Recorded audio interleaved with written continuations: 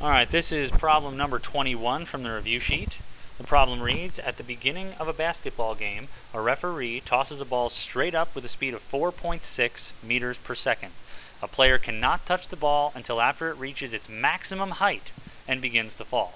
What is the minimum time that a player must wait before touching the ball? So down here I have my picture of the referee throwing the ball up into the air, reaching its highest point. I've got my motion map right here. The ball is going upward, but it's getting slower and slower and slower because my acceleration, as always with free fall motion, is downward. This is one of those problems where you are finding something about an object when it gets to the maximum height that it's going to reach. Now the first thing we can always do is write down our 5 things. And the one we always know in free fall problems is that the acceleration is negative 9.8 meters per second squared.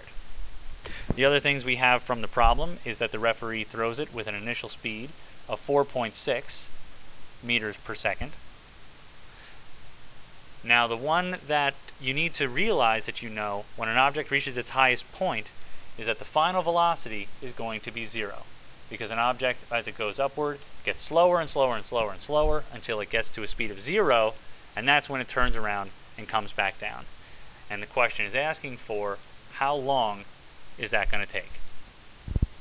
From here, I want the equation that does not have d in it because that's my blank spot, and that would be Vf equals V0 plus AT.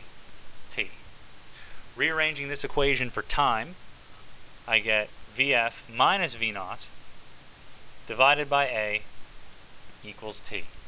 Plug in my numbers, and Vf is 0, V0 is 4.6 meters per second, acceleration is negative 9.8 meters per second squared. The negative 4.6 divided by the negative 9.8 will give me a positive time, which is good because if it doesn't give me a positive time, that wouldn't make sense. And when you plug all that stuff into your calculator, you should get 0.47 seconds for your time. And that's how you do a problem where the ball or any object reaches its maximum height.